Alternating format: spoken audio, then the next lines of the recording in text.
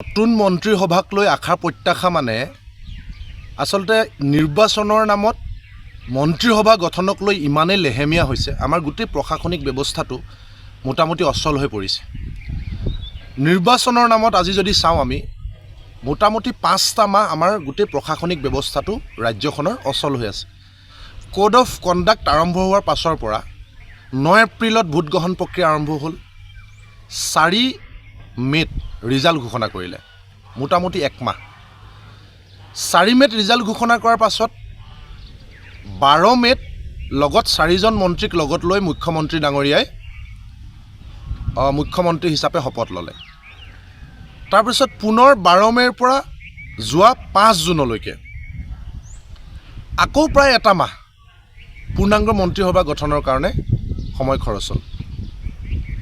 এতিয়া 5 জুনত মুখ্যমন্ত্ৰী ডাঙৰীয়াই আকৌ যিটো কথা কৈছে যে তেওঁ মন্ত্ৰীবিলাকক নাম ঘোষণা কৰিলে, মন্ত্ৰী হিচাপে শপত ল'লে, কিন্তু দপ্তৰবিলাক বিভাগবিলাক বিতৰণ কৰি দিয়া নাই। এয়া হেনো বিতৰণ কৰিবৰ কাৰণে আৰু তেওঁক সময় লাগিব। তেওঁ চাই চিতিহে দপ্তৰবিলাক বিভাগবিলাক বিতৰণ কৰিব। মানে মোটামুটি কেইগৰাকী ব্যক্তিক মন্ত্ৰিত্ব প্ৰদান কৰিছে তেওঁলোকতো যোৱা 10টা বছৰ মুখ্যমন্ত্ৰী ডাঙৰীয়াৰ সতীৰ্থ মন্ত্ৰী। সৰ্বানন্দ সোণোৱাল ডাঙৰীয়াৰ দিনতো ইয়াৰ গৰিষ্ঠ সংখ্যক মন্ত্ৰী হৈ আছিল, নতুনকৈ এইবাৰ শপত লোৱা মন্ত্ৰীসকলৰ ভিতৰত। যোৱা হিমন্ত বিশ্ব শৰ্মা ডাঙৰীয়াৰ মুখ্যমন্ত্ৰিত্বৰ কালতো একেই, সেইসকলে মন্ত্ৰী হৈ আছিল। 2-4জনক বাদ দি মোটামুটি এতিয়া মন্ত্ৰীসভাত 5 জুনত শপত গ্ৰহণ কৰা বেছিভাগেইতো যোৱা 10টা বছৰ মুখ্যমন্ত্ৰী ডাঙৰীয়াৰ সতীৰ্থ মন্ত্ৰী। তেওঁতকৈ আৰু ভালকৈ কোনোবাই জানে নেকি কোন কি বিভাগত দক্ষ, কোনে কোনটো বিভাগৰ কাৰণে পাৰফেক্ট?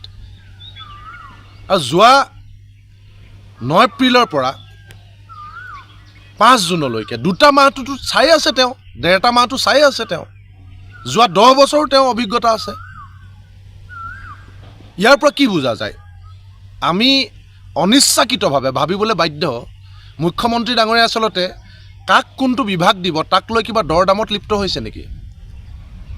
কিবা দৰদাম চলিছে নেকি ৰাইজৰ অজ্ঞাতে যে কোনজন মন্ত্ৰীক কোনটো বিভাগ দিব? নহ'লেতো তেওঁৰ অচিনাকি, সকলোকে তেওঁ জানে। এতিয়া মন্ত্ৰীসভা গঠন হ'ল, লৰালৰিকৈ দপ্তৰবিলাক বিতৰণ কৰিব লাগিছিল যাতে মন্ত্ৰীবিলাকে দপ্তৰবিলাকত বিভাগবিলাকত গৈ তেখেতলোকে সুচাৰুৰূপে দায়িত্ব পালন কৰিব পাৰে আৰু ৰাজ্যখন যাতে পুনৰ কাম কাজ দ্ৰুতগতিত আৰম্ভ কৰিব পাৰে। এতিয়া মন্ত্ৰীসকল ক'ত যাব, ক'ত গৈ বহিব? তেওঁলোকৰ ঠিকনা এটাই নাই, বিভাগ এটাই নাই। তেওঁলোকে কি জনতা ভৱনৰ বাৰাণ্ডাত গৈ বহিব নেকি, নে কোনোবা ছেক্ৰেটাৰী ৰুমত গৈ বহিব? ক'ত বহিব, ক'ত যাব তেওঁলোক? আৰু এনেও যিখন মন্ত্ৰীসভা হৈছে যোৱা 12 মে'ৰ পৰা আমি দেখি আছোঁ যে যদিও 4জন সতীৰ্থ কেবিনেট মন্ত্ৰী আছে, 4জন মন্ত্ৰী থকাৰ পাছতো মুখ্যমন্ত্ৰী ডাঙৰীয়াই কেবিনেটত কি কথা পাতিলে সেয়াও মিডিয়াৰ আগত ক'বলৈ ৰাতি মুখ্যমন্ত্ৰী ডাঙৰীয়াই কেমেৰাৰ সন্মুখত আহে। বাকী মন্ত্ৰিত্ববিলাকৰ কোনো অস্তিত্বই নাই, তেওঁলোক থকা নাথাকাৰ কোনো মতলবেই নাই। গতিকে মুখ্যমন্ত্ৰী ডাঙৰীয়াই এখন কেবিনেট মন্ত্ৰীসভা পতা নাই, কেবিনেট শ্ৰোতা কিছুমান নিৰ্বাচন কৰিছে। কেবিনেট মন্ত্ৰী নহয়, কেবিনেট শ্ৰোতা। যি ক'ব, যি কৰিব মুখ্যমন্ত্ৰীয়ে ক'ব, বাকীবিলাকে খালি শুনিব। সেইকাৰণে এনেকুৱা কিছুমান মানুহ বাছিয়ে লৈছে তেওঁ, যিসকল কেৱল শ্ৰোতা, শুনিবহে, নকয়, সিদ্ধান্ত ল'ব নোৱাৰে। আৰু চাওক যে এতিয়া সকলো ধৰণৰ দুখীয়া মানুহৰ আঁচনি মুখ্যমন্ত্ৰী ডাঙৰীয়াই মোটামুটি এতিয়া বন্ধ হৈ গ'ল, যিবিলাক প্ৰদান কৰিছিলে, যিবিলাকক লৈ তেওঁলোকে ৰাজনীতি কৰিছিল। নিৰ্বাচনৰ আগত কি দিম বুলি কোৱা নাই? চেনি, দাইল, নিমখটো আছেই, মিঠাতেল, চাহপাত কি দিম বুলি কোৱা নাই। এতিয়া পাই থকাখিনিও বন্ধ হৈ গ'ল। আগষ্ট মাহত বোলে আকৌ তেওঁ সিদ্ধান্ত ল'বহে।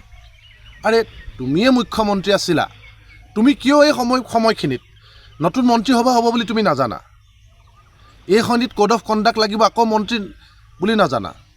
আচলতে মুখ্যমন্ত্ৰীজনে বা বিজেপিয়ে তেওঁলোক প্ৰস্তুতেই নাছিল নেকি যে তেওঁলোকে চৰকাৰ গঠন তেওঁলোক আশাই কৰা নাছিল নেকি? অপ্ৰত্যাশিতভাৱেহে তেওঁলোকে ক্ষমতাটো পালে নেকি? তেওঁলোকেতো আশা নাছিল, তেওঁলোকে চৰকাৰ গঠন কৰিব পাৰিম বুলি ভবাই নাছিল নেকি? যিকোনো খবৰৰ বাবে যোগাযোগ কৰক আমাৰ এই নম্বৰত 9181 307 2221।